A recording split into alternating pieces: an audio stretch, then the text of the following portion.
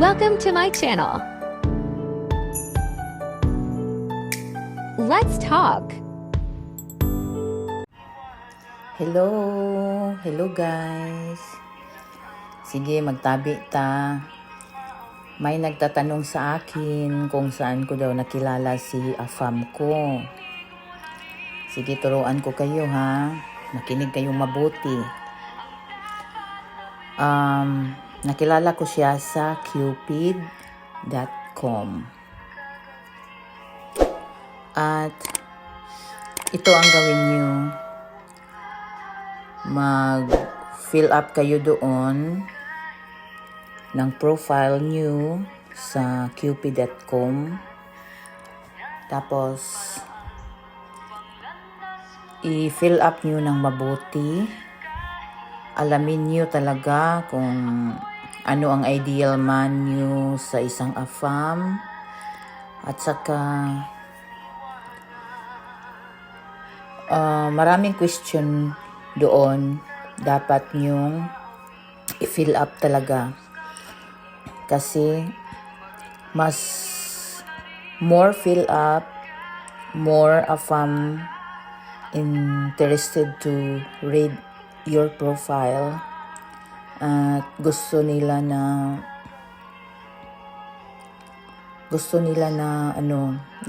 yung basahin at kayo din, magbasa din kayo. Tapos, mag-fill up kayo ng profile doon. Importante talaga yung age range na gusto nyo sa isang afam. Tapos, pag mag-fill up kayo, huwag nyo masyado taasan yung anong tawag doon, wag yung masyadong taasan yung standard nyo, wag yung masyadong taasan. Yung tamang-tama lang, kung ano talaga kayo, yun ang isulat nyo doon. At saka, wag din kayong masyadong maghanap ng yung super standard na afam. Siyempre, hanapin nyo lang talaga yung siyempre mabait at saka seryoso. Diyan sa cupid.com, maraming mabait diyan. At malalaman mo lang yun kung mag-usap na kayo. Pero, mga langga, maghanap kayo ng afam, dapat seryoso kayo ha. Huwag nyo hahanapin ang afam na yung kasi afam, akala nyo magbigay lang ng pera. Huwag. Kung seryoso kayo, hahanapin nyo talaga yung mabait. Kasi pag mabait yung afam na makita nyo, everything will be follows. Everything good will follow, Pakakasalan kayo, dalhin kayo dito at dito sa kung saan man siya na bansa, makapagtrabaho kayo ng maayos, makatulong kayo sa pamilya niyo. Tapos pag yung afam niyo gustong dito lang sa Pilipinas, pag mabait yan, maganda ang buhay niyo kasi maraming afam na pagdating sa Pilipinas, maghahanap yun ng iba kasi yung napili niyo yung hindi mabait. Tapos, pag nandun na kayo sa dating site, basta isulat niyo lang talaga yung anong gusto niyo, tapos kilalanin niyo siya ng maayos kasi pag nagkakilala kayo sa dating site, gagawa kayo ng WhatsApp na ngayon gagawa kayo ng WhatsApp tapos lilipat na kayo doon. Pag nasa WhatsApp na kayo, doon yun na malalaman kung ano talaga siya. Kasi base lang sa experience ko ha,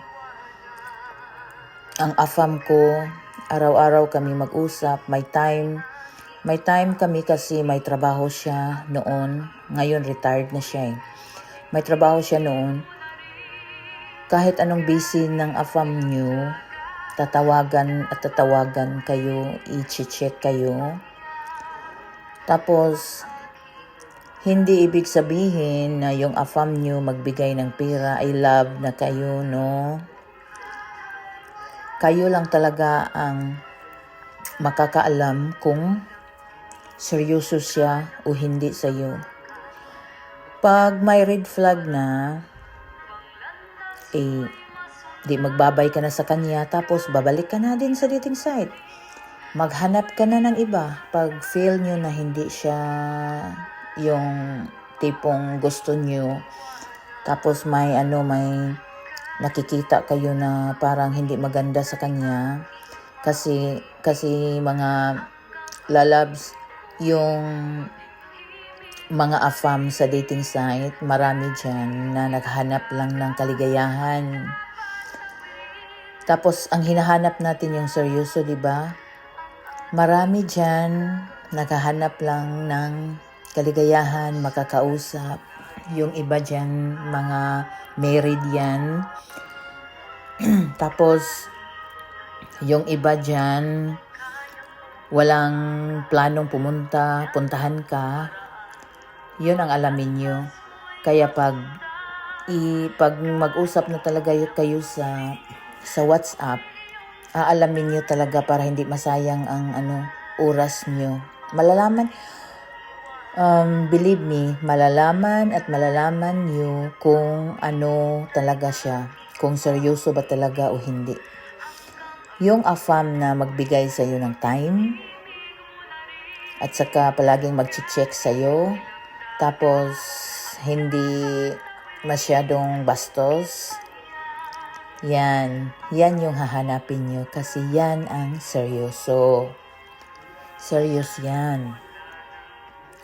Sana makakahanap kayo, okay? Tapos, kung mayroon pa kayong gustong malaman, i-comment nyo lang.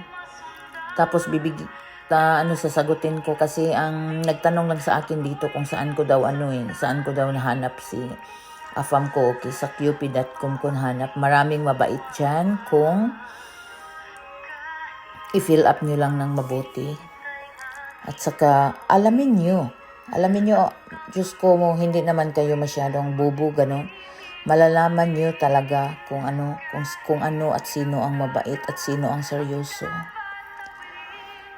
Tapos, most important of all, palagi kayong magdasal. Hihilingin nyo kay God yung deserving at mabait na tao na para sa iyo, para sa inyo. Kung ang hanap nyo din ay seryoso at mabait, mapapangasawa, ibibigay ni God yan sa iyo. Kasi sa ngayon, sa totoo at sa hindi, may marami ding babae na pumunta sa dating site kahit may asawa na, nakahanap ng AFAM kasi pinipirahan nila yung AFAM. Kung hindi kayo yun, go for it. Makakahanap ka rin ng mabait na AFAM. Katulad ng asawa ko. Mabait ang asawa ko. Thanks to God na binigay siya sa akin. May marami pa dyan. May marami pang mababait. Marami pa, believe me, marami pa. Hahanapin nyo lang. Tapos I have one advice, okay?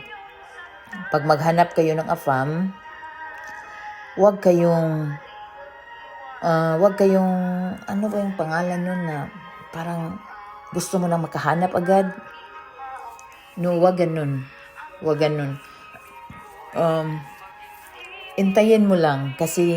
Antayin mo kasi may time din yun eh. Huwag kayong magmamadali kasi pag mamadali kayo, mababali. Huwag kayong magmamadali. Just happy lang. Tapos, hintayin mo lang. Tapos, parang mangangarap ka talaga na mahanap mo siya. Tapos, you know, I think you know what I mean, you know. Huwag masyadong magmamadali. I-enjoy nyo lang yun. Darating at darating talaga sa'yo kung ang AFAM ay para sa'yo. Kung ang kapalaran nyo ay AFAM talaga, magka-AFAM talaga kayo.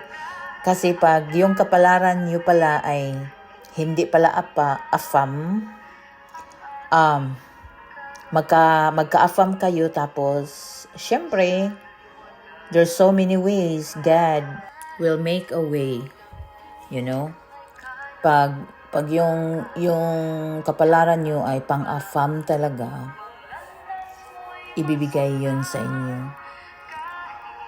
So, okay guys, alam nyo na kung saan kayo mag-register. Doon kayo sa cupid.com.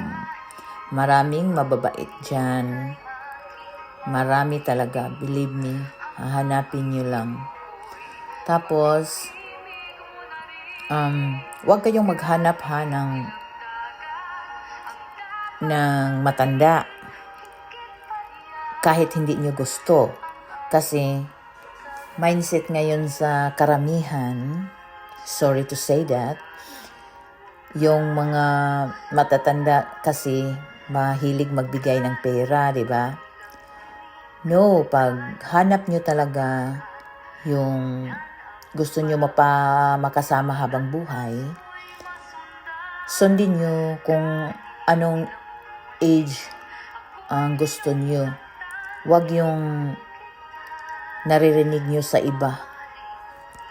Kung ano gusto nyo, importante talaga ang age range doon. Kasi pag maglagay kayo ng age doon, yun din ang mga papasok sa site nyo.